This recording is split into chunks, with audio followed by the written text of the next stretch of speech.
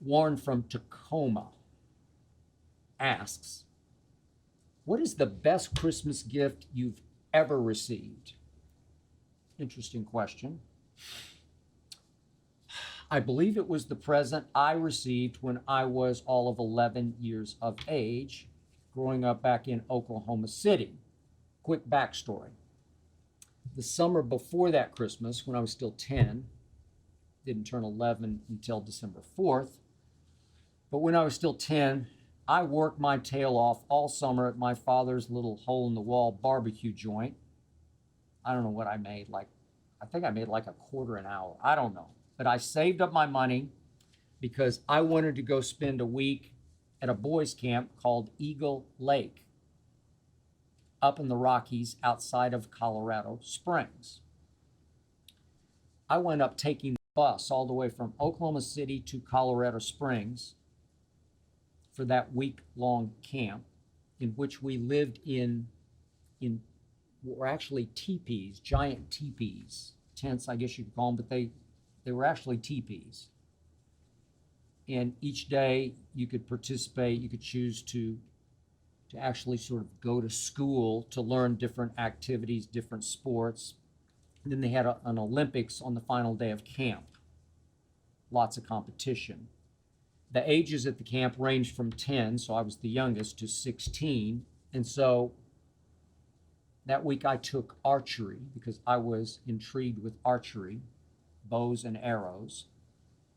And again, I was the youngest in the class, and there were a couple of 16-year-olds who were archery a marksman. I was blown away, stunned by their talent because they had been shooting bows and arrows for a long time before this camp. So come Olympics Day, my TP, as fate would have it, had no older kids who actually wanted to compete in archery. So everybody turned to me because they knew that was my thing that week and said, hey, you try. And I'm like, against those guys, I got no shot. Everybody said, just give it your best shot, because I was the only shot we had. And did I ever give it my best shot? That day, I promise you, I went into a zone I'm not sure I ever achieved in baseball or basketball or golf. I don't know what got into me, but I was at total peace up in the Rocky Mountains. The target looked huge to me, and I started effortlessly pulling those arrows back to my chin and holding it for a second and just letting it fly. It was like magic. I watched the arrows move in slow motion, stick in the bullseye of the targets. Maybe there were 10 targets across, so we were all competing at the same time.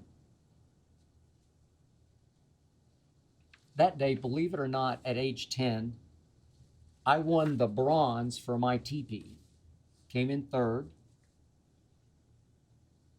And when I got back, my entire teepee, I don't know, there were probably maybe 20 kids in the teepee, gave me a standing ovation. I was just blown away. I still, to this day, couldn't figure out exactly what got into me that day. But all of a sudden, I started thinking, I must be a cross between Robin Hood and Geronimo. And I wanted to pursue archery. So for Christmas, a few months later, and I didn't even think I'd get this, but I did ask my mom, could you please try to find me one of those big, round, straw-stuffed archery targets for the backyard? And she was like, where am I going to get that?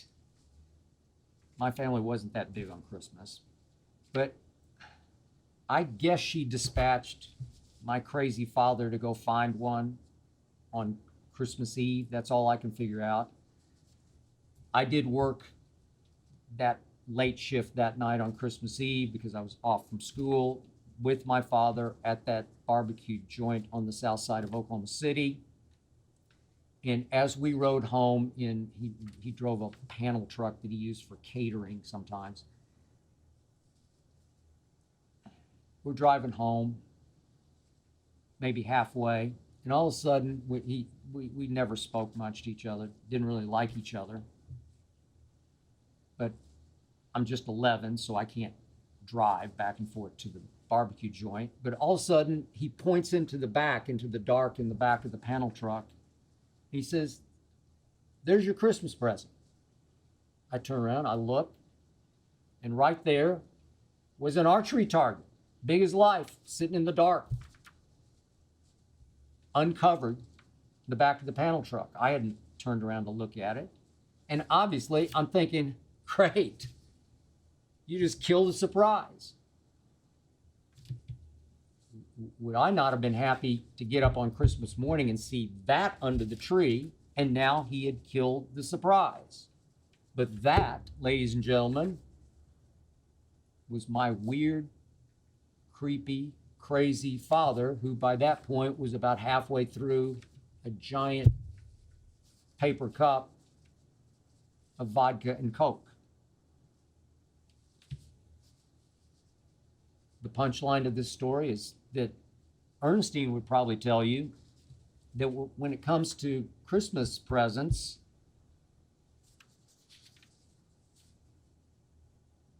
I probably have a lot of my father in me.